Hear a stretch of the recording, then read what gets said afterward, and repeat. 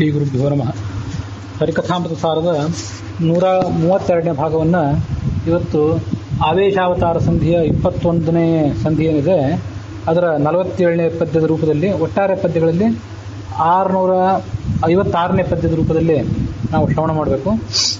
ಈ 47ನೇ ಹೊಸ ಪದ್ಯವನ್ನು ಪ್ರಾರಂಭ ಮಾಡೋದಕ್ಕಿಂತ ಮೊದಲು ಕಳೆದ ದಿವಸ ನಾನೇನು ಹೇಳಲಿಕ್ಕೆ ತೊಡಗಿ ಅರ್ಧಕ್ಕೆ ನಿಲ್ಲಿಸಿದ್ದೆ, ಅದನ್ನಷ್ಟು ಶ್ರವಣ ಮಾಡಬೇಕು. ಈ ಆಜಾಂಗ ದೇವತೆಗಳು, ಕರ್ಮ ದೇವತೆಗಳು, ಮನುಷ್ಯ ಗಂಧರ್ವರು, ದೇವಗಂಧರ್ವರು ಇವರೆಲ್ಲರ ಬಗ್ಗೆ ಉಪನಿಷತ್ತುಗಳಲ್ಲಿ ಮತ್ತು ಉಪನಿಷತ್ ಭಾಷ್ಯಗಳಲ್ಲಿ, ವಿಶೇಷವಾಗಿ ಬೃಹದಾರಣ್ಯಕ ಭಾಷ್ಯ ಅಲ್ಲದೆ ತೈತರಿಯ ಉಪನಿಷತ್ ಭಾಷ್ಯ, ಇದರಲ್ಲಿ ಅವ್ರ ಬಗ್ಗೆ ವಿವರಣೆ ಬರ್ತದೆ. ಅದನ್ನು ಈಗ ನಾವು ಶ್ರವಣ ಮಾಡಬೇಕು. ಬೃಹದಾರಣ್ಯಕ ಉಪನಿಷತ್ತಿನಲ್ಲಿ ಹೀಗಿದೆ: ಸೈಷಾನಂದಸ್ಯ ಮೀಮಾಂಸಾ ಭವತಿ ಯುವಾ ಸ್ಯಾತ್ ಸಾಧು ಯುವಾಧ್ಯಾಯಕಃ ಆಶಿಷ್ಠೋ ದೃಢಿಷ್ಠೋ ಬಲಿಷ್ಠಃ ಅಂತ. ಈ ಸಾಧಕರು ಏನಿದ್ದಾರೆ, ದೇವ, ಋಷಿ, ಪಿತೃಗಳು, ಚಕ್ರವರ್ತಿಗಳು, ಮನುಷ್ಯೋತ್ತಮರು ಅಂತ. ಅವರಲ್ಲಿ ಚಕ್ರವರ್ತಿಗಳಿಂದ ಆರಂಭ ಮಾಡಿಕೊಂಡು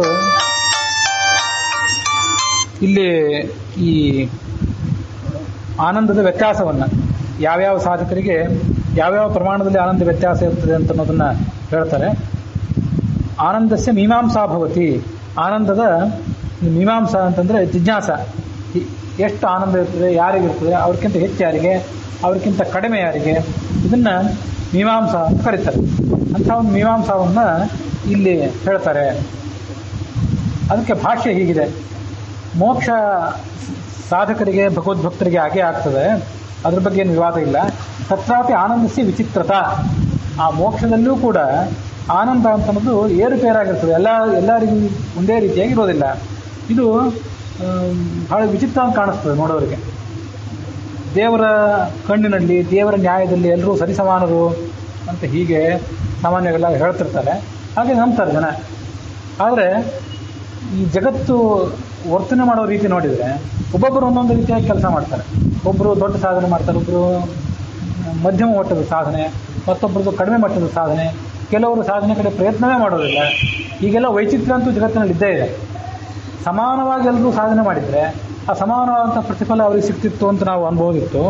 ಆದರೆ ಸಮಾನವಾದ ಸಾಧನೆ ಎಲ್ಲರಿಗೂ ಇರುವಂತೆ ಕಂಡು ಬಂದಿಲ್ಲ. ಕೆಲವರು ಸಾಧನೆ ಕಡೆಗೆ ಮುಖನೇ ತೋರಿಸೋದಿಲ್ಲ, ಕೆಲವರು ಅತ್ಯುಚ್ಚ ಮಟ್ಟದ ಸಾಧನೆ, ಕೆಲವ್ರದ್ದು ಮತ್ತೊಂದು ರೀತಿ, ಕೆಲವ್ರದ್ದು ತೀರಾ ಕೆಳಗಿನ ಸಾಧನೆ. ಹಾಗಾಗಿ ಸಮಾನವಾದ ಸಾಧನೆ ಎಲ್ಲರಿಗೂ ಇಲ್ಲ ಅಂದಮೇಲೆ, ಸಮಾನವಾದ ಸ್ವಭಾವ ಎಲ್ಲರಿಗೂ ಇಲ್ಲ ಅಂತಂದಮೇಲೆ, ಸಮಾನವಾದ ಪ್ರತಿಫಲನೂ ಕೂಡ ಪ್ರತಿಯೊಬ್ಬರಿಗಿದೆ ಅಂತ ನಾವು ತಿಳ್ಕೊಳ್ಳೋದು ಅದು ಈ ಶ್ರುತಿಗಳಿಗೆ ಮತ್ತು ವೇದಗಳಿಗೆ, ಪುರಾಣಗಳಿಗೆ ವಿರುದ್ಧವಾದಂಥ ಸಂಗತಿ ಆಗ್ತದೆ ಅಂತ ತಿಳ್ಕೊಳ್ಬೇಕು. ದೇವರ ಕಣ್ಣಿನಲ್ಲಿ ಎಲ್ಲರೂ ಸಮಾನರು, ದೇವರ ಎದುರಿಗೆಲ್ಲರೂ ಸಮಾನರು ಅಂದ್ರೆ ಏನು ಅರ್ಥ ಅಂತಂದರೆ, ದೇವರು ನಮ್ಮ ಸಾಧನೆಯನ್ನು ಗಮನಿಸಿ ಅದಕ್ಕೆ ತಕ್ಕಂತೆ ಪ್ರತಿಫಲ ಕೊಡ್ತಾನೆ ಹೊರತು ತನ್ನ ಇಚ್ಛಾನುಸಾರವಾಗಿ ಬೇಕಾಬಿಟ್ಟಿಯಾಗಿ ಇವನು ನಮ್ಮವನು, ಕಡಿಮೆ ಸಾಧನೆ ಮಾಡಿದ್ರು ಹೆಚ್ಚು ಪ್ರತಿಫಲ ಕೊಡೋಣ, ಆತ ಇನ್ನೊಬ್ಬ ನಮ್ಮವನಲ್ಲ, ಹಾಗಾಗಿ ಹೆಚ್ಚು ಸಾಧನೆ ಮಾಡಿದ್ರು ಕಡಿಮೆ ಫಲ ಕೊಡೋಣ ಅಂತ ಹೀಗೆ ದೇವರು ಪಕ್ಷಪಾತ ಮಾಡೋದಿಲ್ಲ ಅಂತ ಇಷ್ಟೇ ಅರ್ಥ. ಯಾರು ಎಷ್ಟು ಸಾಧನೆ ಮಾಡಿರ್ತಾರೆ ಅದಕ್ಕೆ ತಕ್ಕಂತೆ ಅವರಿಗೆ ಫಲವನ್ನು ಕೊಡೋದು ಆ ದೇವರ ಸ್ವಭಾವ. ಹೀಗೆ ಅದನ್ನು ದೇವರ ಸ್ವಭಾವ ಅಂತ ನಾವು ಅನುಸಂಧಾನ ಮಾಡಬೇಕು. ಎಷ್ಟು ಸಾಧುಗುಣೇಯುಕ್ತ ತಸ್ಯೈವಾಪ್ಯಖಿಲಾಮಹಿ ತ್ರೇತಾಯುಗೆ ಚಕ್ರವರ್ತಿ ಯದಾ ಮುಕ್ತಸ್ತು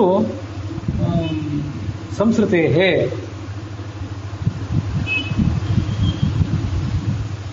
ಎಲ್ಲ ರೀತಿಯಾದ ಸದ್ಗುಣಗಳಿಂದ ಕೂಡಿದವನು, ಸಂಸಾರದಲ್ಲಿದ್ದಾಗ ಇಡೀ ಭೂಮಂಡಲವನ್ನೇ ಆತ ಆಳ್ತಾ ಇದ್ದ, ತ್ರೇತಾಯುಗದಲ್ಲಿ ಚಕ್ರವರ್ತಿ ಆದವನು. ಅವನು ಈ ಜಗತ್ತಿನಲ್ಲಿದ್ದಾಗ ಒಂದು ಪೂರ್ಣವಾದಂಥ ಫಲವನ್ನು ಪಡ್ಕೊಂಡಿದ್ದಾನೆ, ಪೂರ್ಣವಾದಂಥ ಅಧ್ಯಯನ ಮಾಡಿದ್ದಾನೆ. ತನ್ನ ಯೋಗ್ಯತಾನುಸಾರವಾಗಿ ಸಾಕಷ್ಟು ಅಧ್ಯಯನವನ್ನು ಮಾಡಿದ್ದಾನೆ. ಹಾಗೆ ಅಧ್ಯಯನ ಮಾಡಿರೋದ್ರಿಂದ ಅದರ ಪ್ರತಿಫಲವಾಗಿ ಮುಕ್ತಿ ಪಡ್ಕೊಂಡಿದ್ದರಿಂದ ಅವನನ್ನು ಅಧ್ಯಾಯಕ ಅಂತ ಹೀಗೆ ಕರೀತಾರೆ. ಅಧೀತಿ ಫಲಪೂರ್ಣತ್ವಾದ ಅಧ್ಯಾಯಕ ಇತೀರಿತಃ. ಅಧೀತಿ ಅಂತ ಅಧ್ಯಯನ, ಅಧ್ಯಾಪಕ ಅಂತಂದರೆ ಅಧ್ಯಾಪಕ ಅಂದ್ರೆ ಹೇಳುವವನು, ಅಧ್ಯಾಯಕ ಅಂದರೆ ತಾನು ಅಧ್ಯಯನ ಮಾಡಿದರೂ ಪ್ರತಿಫಲವನ್ನು ಪಡ್ಕೊಂಡವನು ಅಂತ ಅರ್ಥ. ಯುವಾ ಸ್ಯಾತ್ ಸಾಧು ಯುವಾಧ್ಯಾಯಕ. ಅಂತ ಹೀಗೆ ಹೇಳಿದೆ. ಅಲ್ಲಿ ಯುವ ಮತ್ತು ಅಧ್ಯಾಯಕ ಇವೆಲ್ಲ ಶಬ್ದಗಳ ವಿವರಣೆಯನ್ನು ಶ್ರುತಿ ಹೇಳ್ತದೆ. ಶ್ರುತಿಯ ಶಬ್ದಗಳನ್ನು ಪ್ರಯೋಗ ಮಾಡಿದೆ, ಭಾಷ್ಯ ಅದರ ಅರ್ಥವನ್ನು ಹೇಳ್ತದೆ. ಅವನನ್ನು ಯುವ ಅಂತ ಕರೀತಾರೆ. ಯಾಕೆಂದರೆ ವಿಷ್ಣುಯುಕ್ತ ಗಚ್ಚತಿ, ಆದ್ದರಿಂದ ಯುವ. ಪರಮಾತ್ಮನ ಜೊತೆಗೂಡಿಯೇ ಈ ಸಂಸಾರದಲ್ಲಿದ್ದ, ಪರಮಾತ್ಮನ ಜೊತೆಗೂಡಿಯೇ ಈ ಸಾಧನೆಯನ್ನು ಮಾಡಿದ, ಮತ್ತು ಮುಕ್ತಿಗೆ ಹೋದಾಗಲೂ ಕೂಡ ಪರಮಾತ್ಮನ ಜೊತೆಗೂಡಿಯೇ ಆತನ ಅಧೀನಾಗೇ ಇರ್ತಾನೆ. ಪರಮಾತ್ಮ ಇವನ ಮೇಲೆ ತನ್ನ ಹತೋಟಿ ಏನಿದೆ ಅದನ್ನು ಯಾವತ್ತೂ ಕೂಡ ಆತ ಬಿಟ್ಟು ಕೊಡೋದಿಲ್ಲ. ಆದ್ದರಿಂದ ಆತನನ್ನು ಯುವ ಅನ್ನೋ ಶಬ್ದದಿಂದ ಕರೀತಾರೆ. ಹಿಂದೆ ಮನುಷ್ಯ ಚಕ್ರವರ್ತಿ ಆಗಿದ್ದಾಗ ಎಷ್ಟೆಲ್ಲ ಆನಂದ ಅನುಭವಿಸಿದ್ನಲ್ಲ ಅವನು, ಆ ಆನಂದವನ್ನು ಒಂದು ಆನಂದ ಅಂತ ತಿಳ್ಕೊಳ್ಬೇಕು. ಆತ ಎಲ್ಲ ರೀತಿಯಾದ ಅನುಕೂಲಗಳಿರಬೇಕು, ಅವನಿಗೆ ಸಕಲ ಸದ್ಗುಣ ಪರಿಪೂರ್ಣನಾಗಿರಬೇಕು. ತಸ್ಯೇಯಂ ಪೃಥಿವೀ ಸರ್ವ ವಿತ್ತಸ್ಯ ಪೂರ್ಣ ಸ್ಯಾತ್, ವಿಕಾಸ ಧನ ಕನಕ ಮೊದಲಾಂತ ಸಂಪತ್ತಿರಬೇಕು. ಅದನ್ನು ಒಂದು ಮಾನುಷ ಮುಕ್ತ ಆನಂದ, ಮಾನುಷ ಆನಂದ, ಆದರೆ ಮುಕ್ತಿಗೆ ಹೋದ್ಮೇಲೆ ಸಿಗುವಂಥ ಆನಂದ ಅಂತ ಹೀಗೆ ಅದನ್ನು ಪರಿಗಣನೆ ಮಾಡಬೇಕು. ಈ ಆನಂದದ 100 ಪಟ್ಟು ಆನಂದವನ್ನು ಮನುಷ್ಯ ಗಂಧರ್ವರು ಪಡೀತಾರೆ. ಈ ಮನುಷ್ಯ ಚಕ್ರವರ್ತಿಗಳಾದ ಮೇಲಿನ ಹಂತದಲ್ಲಿರುವವರು ಅಂದರೆ ಮನುಷ್ಯ ಗಂಧರ್ವರು. ತೇ ಶತಂ ಮಾನುಷ ಆನಂದ ಸ ಏಕೋ ಮನುಷ್ಯ ಗಂಧರ್ವಾಣಾಂ ಆನಂದ. ಇದು ಮನುಷ್ಯ ಗಂಧರ್ವರ ಆನಂದ ಅಂತ ಹೀಗೆ ಶ್ರುತಿ ಹೇಳಿದೆ. ಶ್ರೋತ್ರಿಯಸ್ಯ ಚ ಅಕಾಮಹತಸ್ಯ ತೇ ಶತಂ ಮನುಷ್ಯ ಗಂಧರ್ವಾಣಾಂ ಆನಂದ. ಈ ಮನುಷ್ಯ ಚಕ್ರವರ್ತಿ ಏನಿದ್ದಾನಲ್ಲ, ಮನುಷ್ಯ ಚಕ್ರವರ್ತಿಯ ಆನಂದವನ್ನು ಒಂದು ಅಂತ ಪರಿಗಣನೆ ಮಾಡಿದೀವಿ. ಅದರ 100 ಪಟ್ಟು ಆನಂದ ಮನುಷ್ಯ ಗಂಧರ್ವರಿಗಿದೆ ಅಂತ ಹೇಳಿದೀವಿ. ಆ ಮನುಷ್ಯ ಗಂಧರ್ವರಿಗಿರುವಂಥ 100 ಪಟ್ಟು ಆನಂದವನ್ನು ಒಂದು ಅಂತ ಪರಿಗಣನೆ ಮಾಡಿದರೆ ಅದರ 100 ಪಟ್ಟು, ಅಥವಾ 100ನ್ನು 10 ಮತ್ತೆ 100 ಪಟ್ಟು ಅಂತ ಹೀಗೆ ತಿಳ್ಕೊಳ್ಬೇಕು. ಸಯೇಕೋ ದೇವಗಂಧರ್ವಾಣಾಂ ಆನಂದ, ಅದು ದೇವಗಂಧರ್ವರಿಗಿರುವಂಥ ಆನಂದ. ತೇಯಶತಂ ದೇವಗಂಧರ್ವಾಣಾಂ ಆನಂದ, ಆ ದೇವಗಂಧರ್ವರ 100 ಆನಂದಗಳೇನಿವೆ ಅವು ಪಿತೃಗಳ ಆನಂದ. ದೇವ ಋಷಿ ಪಿತೃ ಪಾಹ ನರಾಹ ಅಂತಿದೆಯಲ್ಲ, ಮೊದಲಿಗೆ ಪಾಹ ಅನ್ನೋದನ್ನು ಹೇಳಿದ್ರು, ಅದಾದಮೇಲೆ ಪಿತೃಗಳು ಈಗ ಹೇಳ್ತಿದ್ದಾರೆ. ಪಿತೃಗಣಾಂ ಚಿರಲೋಕಲೋಕಾನಾಂ ಆನಂದ, ಅವರನ್ನು ಚಿರಪಿತೃಗಳು ಅಂತ ಹೀಗೆ ಶಾಸ್ತ್ರದಲ್ಲಿ ಹೇಳ್ತಾರೆ. ಪಿತೃಗಣಾಂ ಚಿರಲೋಕಲೋಕಾನಾಂ ಆನಂದ. ತೇಯೇ ಶತಂ ಪಿತೃಗಣಾಂ ಚಿರಲೋಕಲೋಕಾನಾಂ ಆನಂದ. ಇದಾದ ಬಳಿಕ ಆ ಪಿತೃಗಳ ಆನಂದಗಳು 100 ಆನಂದಗಳೇನಿವೆ ಅದು ಒಂದು ಆಜಾನದ ದೇವತೆಗಳ ಆನಂದ. ಪಿತೃಗಳಿಗಿಂತ ಆಜಾನದ ದೇವತೆಗಳು ಮೇಲಿದ್ದಾರೆ. ಈಗ ನೋಡ್ಬೇಕೀಗ ಚಕ್ರವರ್ತಿಗಳು 34ನೇ ಕಕ್ಷಾದಲ್ಲಿದ್ದಾರೆ, ಅವ್ರಿಗಿಂತ ಮೇಲೆ ಗಂಧರ್ವರು 33ನೇ ಕಕ್ಷಾದಲ್ಲಿದ್ದಾರೆ, 32ನೇ ಕಕ್ಷಾದಲ್ಲಿ ಚಿರಪಿತೃಗಳು ಅನ್ನೋರಿದ್ದಾರೆ. ಎಷ್ಟೋ ಜನ ಚಿರಪಿತೃಗಳ ಜೊತೆಗೆ ಕೆಲವು ಗಂಧರ್ವರು, ದೇವಗಂಧರ್ವರು ಮತ್ತು ಅಪ್ಸರೆಯರು ಇವರೆಲ್ಲರೂ ಕೂಡ 32ನೇ ಕಕ್ಷಾದಲ್ಲಿದ್ದಾರೆ. ಅದಾದ ಬಳಿಕ 31ರಲ್ಲಿ ನಾನು ಹೇಳುವಾಗ ಸ್ವಲ್ಪ ವ್ಯತ್ಯಾಸ ಹೇಳಿದೆ. ಈ 32ರಲ್ಲಿ ದೇವಗಂಧರ್ವರು ಅಪ್ಸರೆಯರು ಮಾತ್ರ ಇದ್ದಾರೆ. ಇವರು ಚಿರಪಿತೃಗಳಿಗಿಂತ 100 ಪಟ್ಟು ಕಡಿಮೆಯವರು. ಚಿರಪಿತೃಗಳು 31ನೇ ಕಕ್ಷಾದಲ್ಲಿದ್ದಾರೆ. ಯಮ, ಸೋಮ, ಕವ್ಯವಾಹನ ಮೊದಲಾದಂಥವರು, ಯಮ ಮತ್ತು ಚಂದ್ರ ಇಬ್ಬರು 12ನೇ ಕಕ್ಷಾದಲ್ಲಿ ಬಂದಿದ್ದಾರೆ. ಕವ್ಯವಾಹನ 18ನೇ ಕಕ್ಷಾದಲ್ಲಿದ್ದಾನೆ. ಅದಾದ ಬಳಿಕ ಇನ್ನು 7 ಜನ 19ನೇ ಕಕ್ಷಾದಲ್ಲಿದ್ದಾರೆ. ಈ 10 ಜನರ ಸಂತತಿಭೂತರಾದವರು, ಅವರ ಮಕ್ಕಳು ಮೊಮ್ಮಕ್ಕಳಾದವರು ಚಿರಪಿತೃಗಳು ಅಂತ ಕರೆಸ್ಕೋತಾರೆ. ಅವರು 31ನೇ ಕಕ್ಷಾದಲ್ಲಿದ್ದಾರೆ. ಅವ್ರಿಗಿಂತ ಮೇಲೆ 30ನೇ ಕಕ್ಷಾದಲ್ಲಿ ಆಜಾನದ ದೇವತೆಗಳಿದ್ದಾರೆ. ಸಯೇಕ ಆಜಾನಜಾನಾಂ ದೇವಾನಾಂ ಆನಂದಾಹ. ಹೀಗೆ ಆಜಾನದ ದೇವತೆಗಳು ಹೇಳಿ ಆದ ಮೇಲೆ ಈ ಆಜಾನದ ದೇವತೆಗಳ 100 ಪಟ್ಟು ಆನಂದ ಕರ್ಮದೇವತೆಗಳ ಆನಂದವಾಗಿದೆ. ಸಯೇಕ ಕರ್ಮದೇವಾನಾಂ ದೇವಾನಾಂ ಆನಂದಃ. ಏಷತಂ ಕರ್ಮದೇವಾನಾಂ ಆನಂದಾಹ. ಈ ಕರ್ಮದೇವತೆಗಳ ಆನಂದ 100 ಪಟ್ಟು ಏನಿದೆ ಅದು ಸಯೇಕೋ ದೇವಾನಾಂ ಆನಂದಃ. ದೇವತೆಗಳ ಆನಂದ ಅದು ಒಂದು ಅಂತ ತಿಳ್ಕೊಳ್ಬೇಕು. ಆ ದೇವತೆಗಳ 100 ಪಟ್ಟು ಆನಂದ ಒಂದು ದಕ್ಷ ಪ್ರಜಾಪತಿದು, ಅದಕ್ಕಿಂತ 100 ಪಟ್ಟು ಆನಂದ ಇಂದ್ರಂದು, ಅದಕ್ಕಿಂತ 100 ಪಟ್ಟು ಆನಂದ ಶೇಷ, ಗರುಡ ಶೇಷ ರುದ್ರಾದಿಗಳದು. ಕೇಶದಂ ಪ್ರಜಾಪತಿಯರ ಆನಂದ. ಆ ಗರುಡ ಶೇಷ ರುದ್ರರ 100 ಶೇಷರಿಗಿಂತ 100 ಪಟ್ಟು ಹೆಚ್ಚಿನ ಆನಂದ ಏನಿದೆ ಸಯೇಕೋ ಬ್ರಹ್ಮಣ ಆನಂದ. ಅಲ್ಲಿಗೆ ನಿಲ್ಲುತ್ತದೆ. ಅಲ್ಲಿಂದ ಮುಂದೆ ಮೀಮಾಂಸ ಇಲ್ಲ. ಯಾಕೆಂದರೆ ಚತುರ್ಮುಖ ಬ್ರಹ್ಮ ಜೀವರಲ್ಲಿ ಕೊನೆಯವನು. ಸಾಧನೆ ಮಾಡಿ ಮೊದಲು ಸಂಸಾರದಲ್ಲಿದ್ದು ತ್ರಿಗುಣಗಳಿಗೆ ಬದ್ಧನಾಗಿ ಅದಾದ ಬಳಿಕ ಸಾಧನೆ ಮಾಡಿ ಮೇಲೆ ಹೋದವರಲ್ಲಿ ಆತ ಕೊನೆ. ಹಾಗಾಗಿ ಅಲ್ಲಿಗೆ ಆನಂದದ ತುದಿ ಬಂದು ಮುಟ್ಟಿದೆ. ತೇ ಶತಂ ಪ್ರಜಾಪತೇರಾನಂದ ಸ ಏಕೋ ಬ್ರಹ್ಮಣ ಆನಂದ ಶ್ರೋತ್ರಿಯಸ್ಯ ಚ ಅಕಾಮಹತಸ್ಯ. ಹೀಗೆ ಅದ್ರ ಬಗ್ಗೆ ಎಲ್ಲ ಹೇಳ್ತಾರೆ. ತೇಭ್ಯ ಶತಗುಣಾನಂದ ದೇವಪ್ರೇಷಾಸ್ತು ಮುಖ್ಯತಃ. ತೈತ್ರಿಯ ಉಪನಿಷತ್ತಿನ ಭಾಷ್ಯದಲ್ಲಿ ದೇವಪ್ರೇಷ್ಯರು ಅಂದರೆ ದೇವಗಂಧರ್ವರು ಅವರ ಬಗ್ಗೆ ಹೇಳ್ತಾರೆ. ಏತೇ ಹಿ ದೇವಗಂಧರ್ವಾ ಮುಕ್ತೇಭ್ಯಸ್ತೇಭ್ಯ ಏವ ಚ ಶತಾಧಿಕಾ ಹಿ ಪಿತರಃ ತೇಭ್ಯ ಆಜಾನ ದೇವತಾಃ ಅನಾಖ್ಯಾತ ದೇವತಾಸ್ತು ಜಾತಾ ದೇವಕುಲೇ ಚ ಯಾಃ ಆಜಾನ ದೇವತಾಸ್ತಾಹಿ ತಾಭ್ಯಃ ಅಗ್ರ್ಯಾಃ ಕರ್ಮದೇವತಾಃ. ಈ ದೇವತೆಗಳು ತಾವೇನಾದರೂ ಕಾರ್ಯ ಮಾಡುವಾಗ ನೇರವಾಗಿ ಯಾರಿಗೆ ಆಜ್ಞೆ ಮಾಡ್ತಾರಲ್ಲ ಅವರನ್ನು ದೇವಗಂಧರ್ವರು ತಿಳ್ಕೊಳ್ಬೇಕು. ಹೀಗೆ ಈ ತೈತ್ರಿಯ ಉಪನಿಷತ್ತು ಮತ್ತು ಬೃಹದಾರಣ್ಯಕ ಉಪನಿಷತ್ತಿನ ಭಾಷ್ಯದಲ್ಲಿ ವರ್ಣನೆ ಮಾಡ್ತಾರೆ. ಬೃಹದಾರಣ್ಯಕ ಉಪನಿಷತ್ತಿನಲ್ಲೂ ಕೂಡ ಈ ಸಂಧಿಯಲ್ಲಿ ನಾವೇನು ತಾರತಮ್ಯಗಳನ್ನು ನೋಡಿದ್ವಲ್ಲ, ಮತ್ತೆ ಆಯಾ ದೇವತೆಗಳ ಹೆಸರನ್ನು ನೋಡಿದ್ವಲ್ಲ, ಆ ಹೆಸರುಗಳದೆಲ್ಲವೂ ಕೂಡ ವಿವರಣೆ ಆ ಬೃಹದಾರಣ್ಯಕ ಉಪನಿಷತ್ತಿನಲ್ಲಿ ಇದೆ. ಸ್ವಮುಖೇನೈವ ದೇವೈರ್ಯೇ ಆಜ್ಞಾಪ್ಯಾಃ ಸರ್ವದಾ ಗಣಾಃ ಆಖ್ಯಾತಾಃ ದೇವಗಂಧರ್ವಾಃ ಯೇ ತ್ವನ್ಯ ಮುಖಗೋಚರಾಃ. ದೇವತೆಗಳು ತಮ್ಮ ಮೂಲಕವಾಗಿ ನೇರವಾಗಿ ತಮ್ಮ ಮುಖದ ಅಂದರೆ ಹತ್ತಿರ ಕರೆದು ಇಂಥ ಕೆಲಸ ಮಾಡಿರಿ ಅಂತ ಯಾರಿಗೆ ಆಜ್ಞಾಪನೆ ಮಾಡ್ತಾರಲ್ಲ ಅವರನ್ನು ದೇವಗಂಧರ್ವರು ಅಂತ ತಿಳ್ಕೊಳ್ಬೇಕು. ಏತು ಅನ್ಯ ಮುಖಗೋಚರಾಃ ಮಾನುಷಾಸ್ತೇತು ಗಂಧರ್ವಾಃ. ಮನುಷ್ಯ ಗಂಧರ್ವರಿಗೆ ದೇವತೆಗಳು ನೇರವಾಗಿ ಯಾವ ಕೆಲಸವನ್ನು ಹೇಳೋದಿಲ್ಲ. ದೇವತೆಗಳು ದೇವಗಂಧರ್ವರಿಗೆ ಹೇಳ್ತಾರೆ, ದೇವಗಂಧರ್ವರು ಮನುಷ್ಯ ಗಂಧರ್ವರಿಗೆ ಹೇಳಿ ಆ ಕೆಲಸಗಳನ್ನು ಮಾಡಿಸ್ತಾರೆ. ಹೀಗೆ ದೇವತೆಗಳ ಆದ ಬಳಿಕ ದೇವಗಂಧರ್ವರು, ಅದಾದ ಬಳಿಕ ಅದರ ಕೆಳಗೆ ಮನುಷ್ಯ ಗಂಧರ್ವರು. ಇದು ವ್ಯತ್ಯಾಸ. ಯಾರು ಸಂಖ್ಯೆಯನ್ನು ಕೊಟ್ಟಿಲ್ಲ, ಇಲ್ಲಿ ಸಂಖ್ಯೆಯನ್ನು ಕೊಟ್ಟಿಲ್ಲ. ಅನೇಕ ಜನರು ಅಂತ ಇಷ್ಟೇ ಹೇಳ್ತಾರೆ. ಇಲ್ಲಿ ಉಪನಿಷತ್ತಾಗಲಿ ಉಪನಿಷತ್ತಿನ ಭಾಷೆ ಆಗಲಿ ಬೃಹದಾರಣ್ಯಕ ಉಪನಿಷತ್ತಿನೊಳಗೂ ತೈತ್ರಿಯ ಉಪನಿಷತ್ತಿನೊಳಗೂ ಎರಡೂ ಕಡೆನೂ ಏನು ಸಂಖ್ಯೆ ಕೊಟ್ಟಿಲ್ಲ.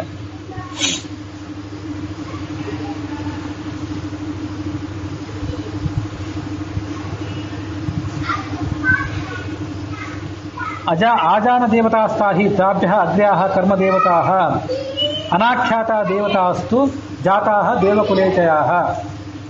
ದೇವಕುಲದಲ್ಲಿ ಹುಟ್ಟಿದ್ದಾರೆ, ಆದರೆ ಅನಾಖ್ಯಾತರು, ಹೆಚ್ಚು ಹೆಸರು ಅವ್ರದ್ದು ಪ್ರಸಿದ್ಧ ಇಲ್ಲ, ಎಲ್ಲೂ ಕೂಡ ವಿಶೇಷ ಹೆಸರನ್ನು ನಾವೆಲ್ಲೂ ಕೇಳೋದಿಲ್ಲ.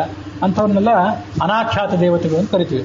ಆಖ್ಯಾತರು ಅಂತೂ ಪ್ರಸಿದ್ಧರು, ಅನಾಖ್ಯಾತರು ಅಂದರೆ ಹೆಚ್ಚು ಪ್ರಸಿದ್ಧಿ ಇಲ್ಲದೆ ಇದ್ದವರು. ಬಲ್ಯಾದ್ಯಾಹ ಅಂತರಾಪ್ರಾಪ್ತ ದೇವತಾಃ ಕರ್ಮದೇವತಾಃ. ಕರ್ಮದೇವತೆ ಅಂತ ಇಲ್ಲಿ ತನಕ ನಾವೆಲ್ಲ ಕೇಳ್ತಾ ಬಂದ್ವಿ.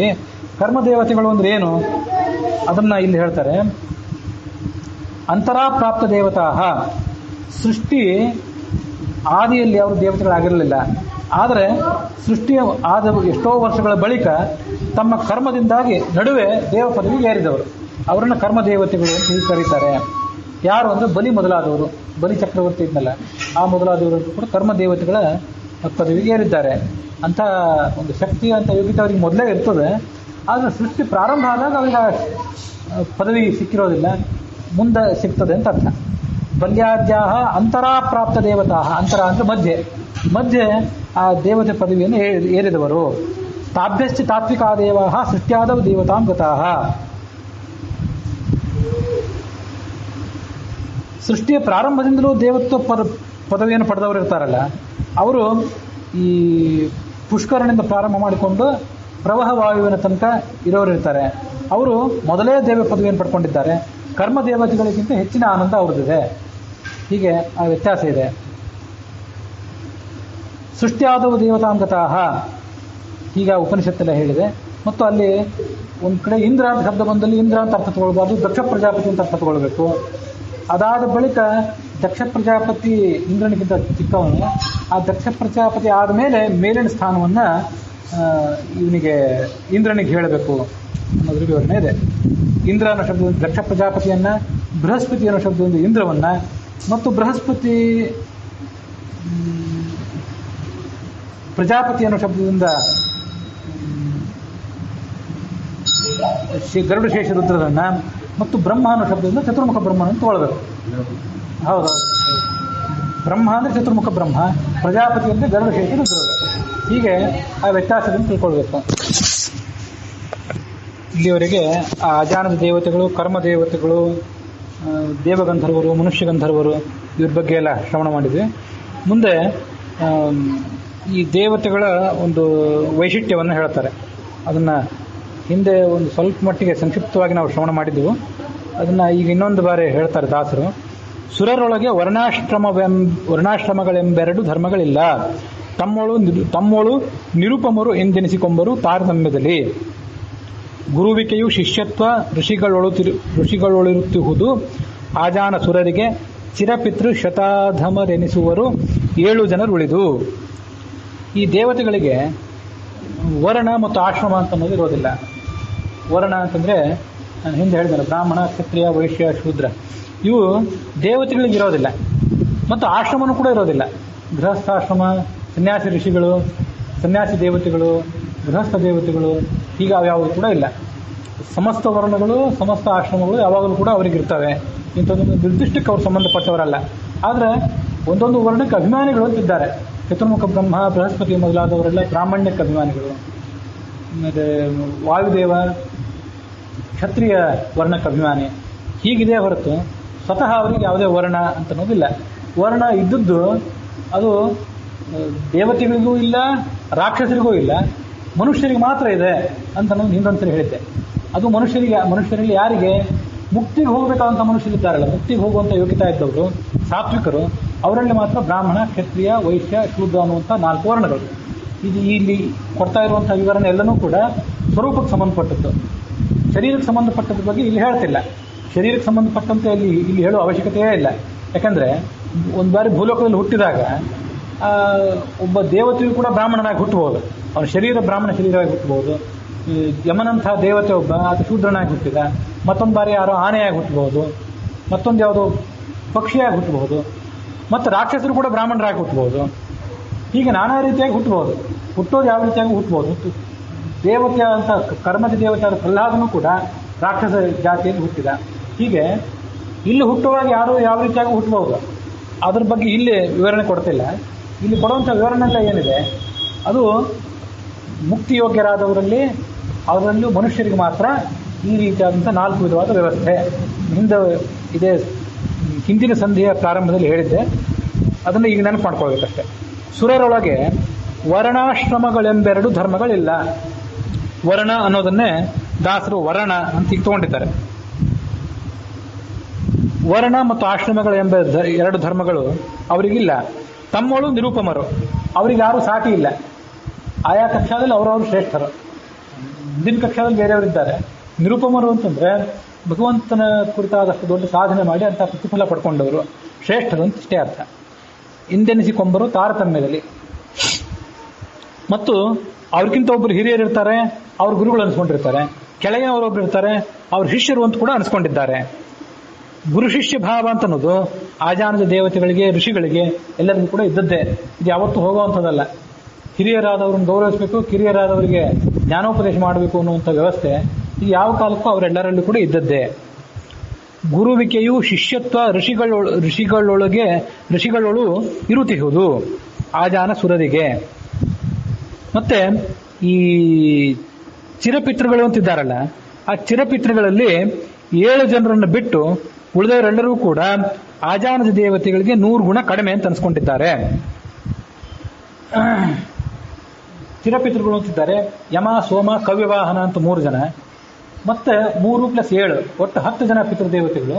ಆ 10 ಜನ ಪಿತೃದೇವತೆಗಳಲ್ಲಿ ಈಗಾಗಲೇ ಹೇಳಿದಂತೆ ಯಮ ಮತ್ತು ಸೋಮ ಅಂದರೆ ಚಂದ್ರ, ಇವರಿಬ್ಬರು 12ನೇ ಕಕ್ಷಾದಲ್ಲಿದ್ದಾರೆ ಸೂರ್ಯನ ಜೊತೆಗೆ. ಮತ್ತೆ ಕವ್ಯವಾಹನ ಅಂತ ನೋಡಿದ್ದಾನೆ 18ನೇ ಕಕ್ಷಾದಲ್ಲಿ. ಆ 3 ಜನರ ಹೆಸರು ಕೇಳಿ ಬರ್ತದೆ. ಇನ್ನು ಪ್ಲಸ್ 7 ಜನ ಇದ್ದಾರಲ್ಲ, ಅವ್ರ ಹೆಸರು ಎಲ್ಲೂ ಕೇಳಿ ಬರೋದಿಲ್ಲ. ತುಂಬ ತಿಳ್ಕೊಳ್ಬೇಕಂತ ನಾನು ಪ್ರಯತ್ನ ಪಟ್ಟೆ. ಆ ಚಿರಪಿತೃಗಳಲ್ಲಿ 7 ಜನರ ಹೆಸರಲ್ಲೂ ಕೇಳಿ ಬರಲಿಲ್ಲ. ಇನ್ನಷ್ಟು ನಾವೆಲ್ಲರೂ ಅಧ್ಯಯನ ಮಾಡಿದಾಗ ಗೊತ್ತಾಗ್ತದೆ, ನೋಡ್ಬೇಕು. ಹೀಗೆ ಒಟ್ಟು 10 ಜನ ಇದ್ದಾರಲ್ಲ, ಆ 10 ಜನರಲ್ಲಿ 3 ಜನರದ್ದು ಗೊತ್ತಾಯಿತು. 7 ಜನರು 19ನೇ ಕಕ್ಷಾದಲ್ಲಿ ಪಠಿತರಾಗಿದ್ದಾರೆ. ಇನ್ನು ಉಳಿದವರೆಲ್ಲರೂ ಕೂಡ ಅವ್ರಿಗಿಂತ ಕೆಲವರು ಕೆಳಗಿದ್ದಾರೆ. ಅವರೆಲ್ಲರೂ ಆಜಾನದ ದೇವತೆಗಳಿಗಿಂತ 100 ಪಟ್ಟು ಕಡಿಮೆ ಇದ್ದಾರೆ. ಅವ್ರು ಯಾರು ಅಂದ್ರೆ ಅದೇ ಆ ಚಿರಪಿತೃಗಳ ಸಂತಾನ ರೂಪರಾದವರು. 30ನೇ ಕಕ್ಷಾದಲ್ಲಿ ಅಜಾನದ ದೇವತೆಗಳಿದ್ದಾರೆ, 31ನೇ ಕಕ್ಷಾದಲ್ಲಿ ಚಿರಪಿತೃಗಳ ಸಂತಾನವಾದವರು ಇದ್ದಾರೆ. ಹೀಗೆ ಇವರ ತಾರತಮ್ಯ ಏನಿದೆ, ಇವರ ಸಾಮರ್ಥ್ಯ ಏನಿದೆ ಅಜಾನದ ದೇವತೆಗಳಿಗಿಂತ 100 ಪಟ್ಟು ಕಡಿಮೆ ಆಗಿದೆ. ಚಿರಪಿತೃ ಶತಾಧಮರೆನಿಸುವರು 7 ಜನರು ಉಳಿದು. ಈ 7 ಜನರನ್ನು ಮಾತ್ರ ಶತಾಧಮರು ಅಂತನ್ಬಾರ್ದು. ಯಾಕಂದ್ರೆ ಈ ಆಜಾನದ ದೇವತೆಗಳು 30ನೇ ಕಕ್ಷಾದಲ್ಲಿದ್ದಾರೆ, ಚಿರಪಿತೃಗಳು 7 ಜನರು ಮಾತ್ರ 19ನೇ ಕಕ್ಷಾದಲ್ಲಿದ್ದಾರೆ. ದಶಸು ಪಿತೃಪತಿಷು ಪೂರ್ವೋಕ್ತಾನ್ ಯಮ ಸೋಮಕವ್ಯವಾಹಾನ್ ವಿಹಾಯ ಅನ್ಯೇ 7 ಜನ 19ನೇ ಕಕ್ಷಾದಲ್ಲಿದ್ದಾರೆ. ಹಾಗಾಗಿ ಆ 7 ಜನರನ್ನು ಉಳಿದು ಅಂತ ದಾಸರು ಹೇಳಿದರು. ಚಿರಪಿತೃಗಳಿಂದ ಅಧಮ ಗಂಧರ್ವರುಗಳೆನಿಪರು ದೇವನಾಮಕ ಕೊರತೆ ಎನಿಸುವ ಚಕ್ರವರ್ತಿಗಳಿಂದ ಗಂಧರ್ವ. ನರರೊಳು ಉತ್ತಮರೆನಿಸುವರು 1288 ಗುಣದಲ್ಲಿ ಹಿರಿಯರೆನಿಪರು ಕ್ರಮದಿ ದೇವಾವೇಶ ಬಲದಿಂದ. ಈ ಚಿರಪಿತೃಗಳ ಬಗ್ಗೆ 31ನೇ ಕಕ್ಷಾದಲ್ಲಿದ್ದವ್ರ ಬಗ್ಗೆ ನಾವೀಗ ಶ್ರವಣ ಮಾಡಿದ್ವಿ. ಅದಾದ ಬಳಿಕ ಇನ್ನು ಕೆಳಗಿದ್ದವರನ್ನು ಹೇಳ್ತಾರೆ. ದೇವಗಂಧರ್ವರು ಅಂತ ಇದ್ದಾರೆ, ಅವರು 32ನೇ ಕಕ್ಷಾದಲ್ಲಿದ್ದಾರೆ. ಆ ದೇವಗಂಧರ್ವರಲ್ಲಿ ಕೆಲವು ಜನರನ್ನು ಹೊರತುಪಡಿಸಬೇಕು. ಯಾರನ್ನು ಹೊರತುಪಡಿಸಬೇಕು ಅಂತಂದ್ರೆ, ಹಿಂದೆ ಹೇಳಿದ ಕೆಲವು ಶ್ರೇಷ್ಠ ಗಂಧರ್ವರು, ವಿಶ್ವಾವಸು ಪರಾವಸು ಮೊದಲಾದ ಗಂಧರ್ವರು, ಊರ್ವಶಿ ಮೇನಕಿ ಮೊದಲಾದ ಗಂಧರ್ವರು, ಅಪ್ಸರೆಯರು, ಅವರನ್ನು ಹೊರತುಪಡಿಸಬೇಕು. ಪೂರ್ವೋಕ್ತರಾದ 100 ಜನ ಗಂಧರ್ವರು ಮತ್ತು 100 ಜನ ಅಪ್ಸರೆಯರು, ಅಷ್ಟೋತ್ತರ 108 ಜನ. ಹೌದು, ಆ 108 ಜನರನ್ನು ಹೊರತುಪಡಿಸಬೇಕು. ಹೊರತುಪಡಿಸಿದ್ರೆ ಉಳಿದ ದೇವಗಂಧರ್ವರು ಏನಿದ್ದಾರಲ್ಲ ಮತ್ತು ಅಪ್ಸರೆಯರಿದ್ದಾರಲ್ಲ ಅವರೆಲ್ಲರೂ 32ರಲ್ಲಿ ಬಂದಿದ್ದಾರೆ. ಚಿರಪಿತೃಗಳಿಗಿಂತ 100 ಪಟ್ಟು ಕಡಿಮೆ ಇದ್ದಾರೆ. ಬಹಳ ಚೆನ್ನಾಗಿದೆ ಪುಸ್ತಕ. ಈಗ ನಾವು ಈ ಹರಿಕಥಾಮೃತಸಾರದಲ್ಲಿ ಅವರ ಎಷ್ಟು ಪಟ್ಟು ಕಡಿಮೆ ಅಂತ ನೋಡ್ತೀವಿ, ಮತ್ತು ಅವರಿಗೆ ಯಾವ್ಯಾವ ಅವತಾರ ಮಾಡಿದ್ದಾರೆ ಅಂತ ನೋಡ್ತೀವಲ್ಲ, ಅದನ್ನೆಲ್ಲ ಹಾಕಿದ್ದಾರೆ. ಅವರು ಸಂಕ್ಷಿಪ್ತವಾಗಿ ಹಾಕಿರ್ಬೋದು, ಆದರೂ ಸಾಕಷ್ಟು ಅಂಶಗಳನ್ನು ಆ ಪುಸ್ತಕದಲ್ಲಿ ಹಾಕಿದ್ದಾರೆ.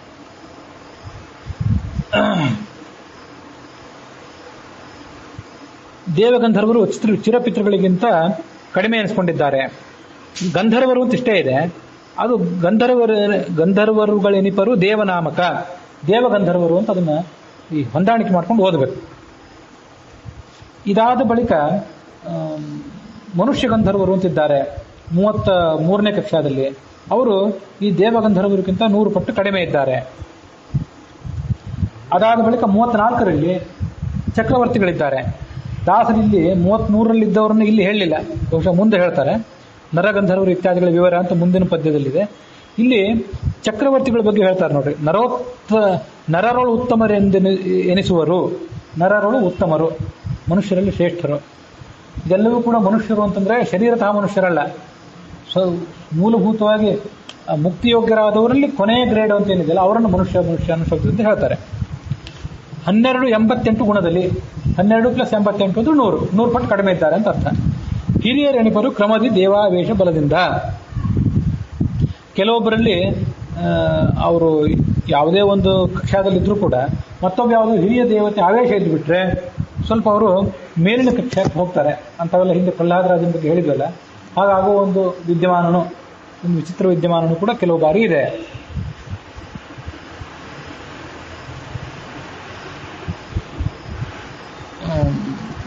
ಇಲ್ಲಿದೆ ದೇವನಾಮಕ. ಕೊರತೆ ಎನಿಸುವ ಚಕ್ರವರ್ತಿಗಳಿಂದ ಗಂಧರ್ವ.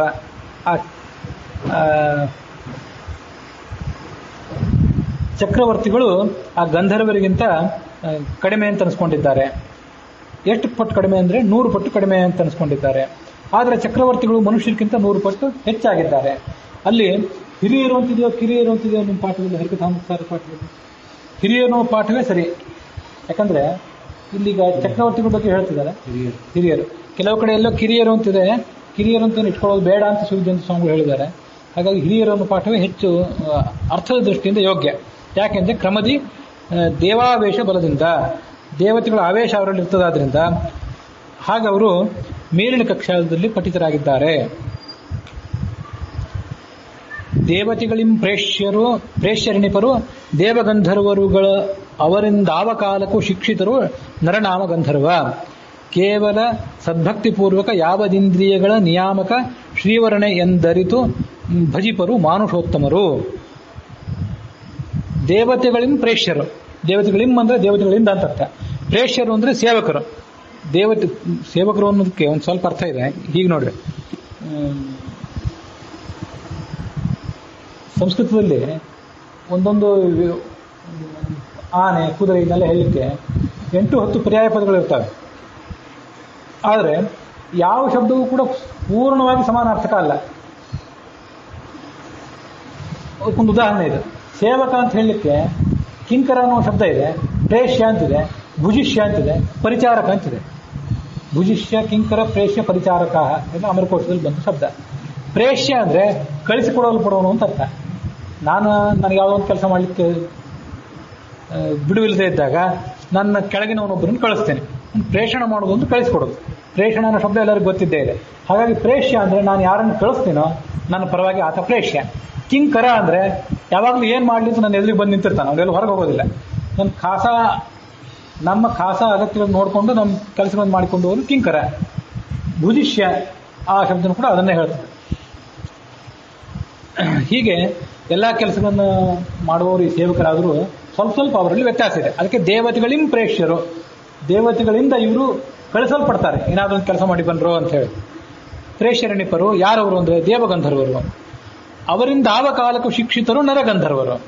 ಆ ದೇವಗಂಧರ್ವರಿಂದ ಶಿಕ್ಷಿತರಾಗ್ತಾರೆ ಈ ನರಗಂಧರ್ವರು. ದೇವಗಂಧರ್ವರು ಶಿಕ್ಷಣ ಕೊಡ್ತಾರೆ ನರಗಂಧರ್ವರಿಗೆ, ಹೀಗೆ ಮಾಡ್ರಿ ನೀವು ಅಂತ. ನರನಾಮ ಗಂಧರ್ವ ಮಾಡೋದಿಲ್ಲ. ಹೌದೌದು, ದೇವತೆಗಳು ನೇರವಾಗಿ ಮನುಷ್ಯ ಗಂಧರ್ವರಿಗೆ ಹೇಳೋದಿಲ್ಲ. ಇದು ನಾವು ಎಷ್ಟೋ ಕಡೆ ಕಾಣ್ತಿರ್ತೀವಿ. ಹಾಗಾಗಿ ದೇವತೆಗಳು ನೇರವಾಗಿ ಸೂಚನೆ ಕೊಡೋದಿಲ್ಲ. ಕೆಲವು ಸರಿ ಯಾರಾದರೂ ಭೂತ ಪ್ರೇತಗಳ ಮೇಲೆ ಬಂದು ಅವನು ಯಾವುದೋ ಒಂದು ಕಂಬ ಏರಿ ನಿಂತು ಕಂಬದ ಮೇಲೆ ನಿಂತು ಹೇಳ್ತಾನೆ. ಇಂಥವು ಎಷ್ಟೋ ಉದಾಹರಣೆಗಳು ನಾವು ಕೇಳಿರ್ತೇವೆ. ಮಧ್ವಾಚಾರ್ಯ ಜೀವನದಲ್ಲಿ ಕೂಡ ಅವ್ರು ಹುಟ್ಟೋದಕ್ಕಿಂತ ಮೊದಲು ಆ ಅನಂತಾಸನ ದೇವರಿಗೆ ಒಂದು ದೊಡ್ಡ ದೀಪಸ್ತಂಭ ಇದೆಯಲ್ಲ, ಅದನ್ನು ಏರಿ ನಿಂತು ಮನುಷ್ಯ ಏರು ನಿಂತು ಹುಟ್ಟೋರಿದ್ದಾರೆ ಅಂತ ಹೇಳಿ ನಿಂತು. ಮತ್ತೆ ಮಧ್ವಾಚಾರ್ಯ ಒಂದು ಬಾರಿ ಬದಲಿಗೆ ಹೋಗಬೇಕು, ಗಂಗಾನಲ್ಲಿ ಸ್ನಾನ ಮಾಡಬೇಕು ಅಂತ ಅಪೇಕ್ಷೆ ಪಟ್ಟಿದ್ರಂತೆ. ಆವಾಗ ಒಬ್ಬ ಯಾರ್ದೋ ವ್ಯಕ್ತಿ ಮೇಲೆ ಬಂದು, ಆ ಗಂಗಾ ನದಿ ಇಲ್ಲೇ ಬರ್ತದೆ ಮದ್ದು ಸರೋವರದಲ್ಲಿ, ನೀವು ಇಲ್ಲೇ ಸ್ನಾನ ಮಾಡಿರಿ, ನೀವು ಹೋಗೋದು ಬೇಡ ಅಂತ ಹೇಳ್ತಾರೆ. ಹೀಗೆಲ್ಲ ದೇವತೆಗಳು ಸೂಚನೆ ಕೊಡ್ತಾರೆ. ಸೂಚನೆ ಸ್ವೀಕಾರ ಮಾಡೋರು ಬಹಳ ದೊಡ್ಡವರಾಗಿದ್ದರೆ ತಾವೇ ಬರ್ತಾರೆ, ಅದಾಗದೇ ಇದ್ದರೆ ಸಣ್ಣವ್ರನ್ನ ಕಳಿಸ್ತಾರೆ. ಇಂಥವೆಲ್ಲ ವಿದ್ಯಮಾನಗಳು ನಡೀತಿರ್ತವೆ. ಎಲ್ಲ ಕಡೆ ಪುರಾಣಾದಿಗಳಲ್ಲಿ, ಇತಿಹಾಸಗಳಲ್ಲಿ ಅದನ್ನು ಕೇಳ್ತೇವೆ ನಾವು.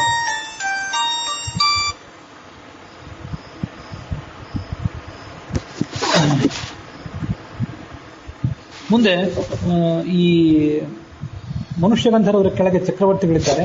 ಚಕ್ರವರ್ತಿಗಳ ದಾಸರು ಹಿಂದಿನ ಪದ್ಯದಲ್ಲಿ ಹೇಳಿದ್ದಾರೆ. ಈಗ ಮನುಷ್ಯೋತ್ತಮರ ಬಗ್ಗೆ ಹೇಳ್ತಿದ್ದಾರೆ.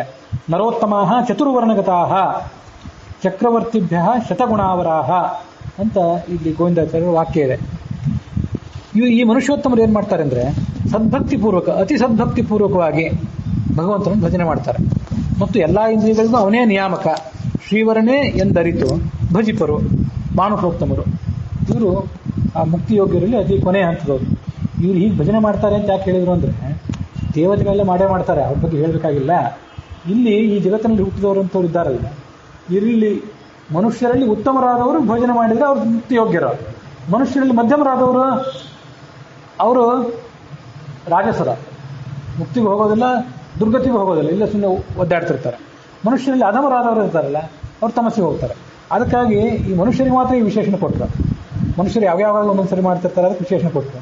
ದೇವತೆಗಳು ಯಾವಾಗಲೂ ಮಾಡ್ತಿರ್ತಾರೆ, ಆದ್ದರಿಂದ ಈ ಭಕ್ತಿ ಜ್ಞಾನ ಕಾರ್ಯ ಅವ್ರಿಗೆ ವಿಶೇಷಣ ಕೊಡಲಿಲ್ಲ. ಶ್ರೀವರಣೆ ಎಂದರಿತು ಭಜಿಪರು ಮಾನುಷೋತ್ತಮರು. ಅಲ್ಲಿಗೆ ಈ 21ನೇ ಆವೇಶಾವತಾರ ಸಂಧಿಯ 49ನೇ ಪದ್ಯ, ಒಟ್ಟಾರೆ ಪದ್ಯಗಳಲ್ಲಿ 658ನೇ ಪದ್ಯ ಅದು ಸಮಾಪ್ತಿಯನ್ನು ಕಂಡಿದೆ.